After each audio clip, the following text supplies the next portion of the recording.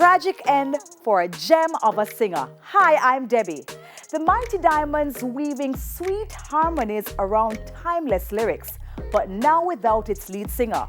Tabby Shaw, the victim of a lone gunman. Yet another shocking crime statistic as police explore a possible family link in his death. For when the right time comes, some other class emerge.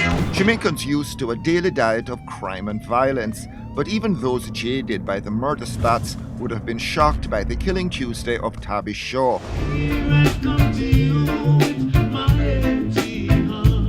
Shaw's vocals the lead on a body of music widely regarded as a roots rock masterpiece. The Mighty Diamonds' Right Time, powered by Sly and Robbie and produced at Channel One Studios, was a song and studio album of the same name, released by Virgin Records in 1976. Critics loved what one described as the trio's sweet harmonies, militant rhythms and Garveyite lyrics. I Need a Roof and Have Mercy, other tracks from Right Time that also placed the Mighty Diamonds among the leading vocal reggae lineups of all time. 46 years later, the group had already marked 50 years in the music business, but celebration now replaced by tragedy.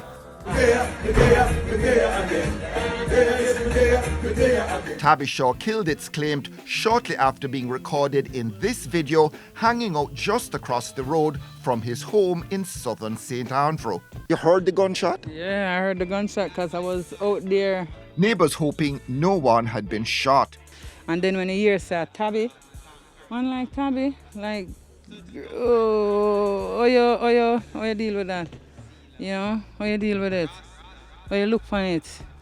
Tabby make money coming out of the country, you understand me? And like, it not only have repercussions here, but all over the world. I'm like, Tabby, gun violence?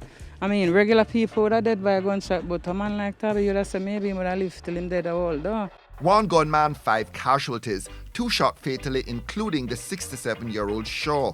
McKinley Crescent, Winter Road, factions within these two areas would have been engaged in gang conflicts.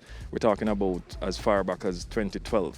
Because of the status of Mr. Shaw, he has jumped out at us as someone who has a son that lives in this area who is a violence producer.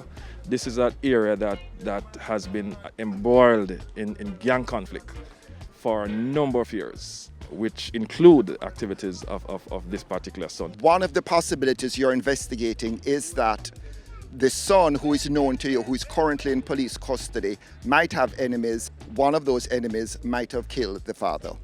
That's a possibility that we're exploring. We're having a party tonight, yes, where everything would be alright. Tabby was always late. Tabby is nonchalant. Tabby, he just loved to smoke weed and him loved to sing. He was a different guy. Him not quarrel, him not talk, him just love smoking weed and be simple, and he doesn't argue or talk much. Gussie Clark of Anchor Studios, working with the Diamonds since the 80s. Their track Pass the Cutchie, later a hit for musical youth as Pass the Dutchie, one of his productions.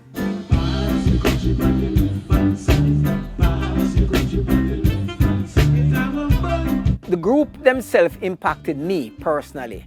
For me, quality of content is king, and they were a quality group. Our music went through many different phases, and the Channel One sound was another era of changing the sound, and they were a part of that process. Sly and Robbie also was evolving. So it was a combination of many different things. Their era with mine was different, but much along the same path.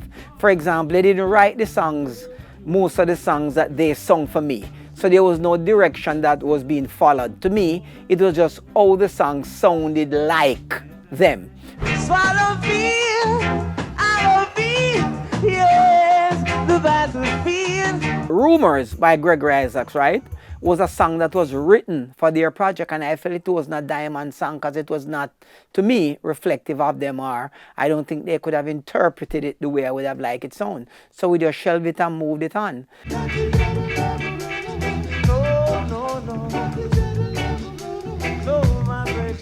This business of music sometimes, is not, things are not scripted, coincidences. Things happen by default and success comes up. There's no formula success. Sometimes it's buck up.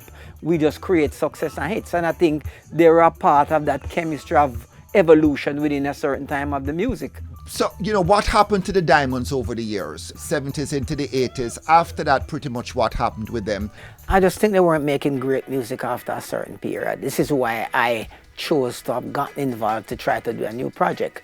The project, a new album tentatively titled Diamonds Are Forever or Masterpiece, got as far as 15 new songs by mainly well-known songwriting talents, but ultimately never materialized because of what Clark calls a contractual hitch with Tabby Shaw.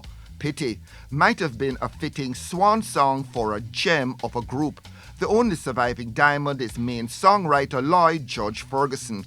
Fitzroy Bunny Simpson, who had suffered a stroke in 2015, was taken by his daughter to hospital today, where he died. The Mighty Diamonds were diamonds. They were gemmed and they were cohesive, different but cohesive. They became legends and they became one of the best groups that Jamaica has ever had. I don't think he had or would have had any enemies. The man was such a humble calf. All he deserved is milk, not death. And what happened to him was undeserving, unexpected. And again, it's another loss to our industry. I mean, you don't know who next can be tomorrow or tonight. You just don't know.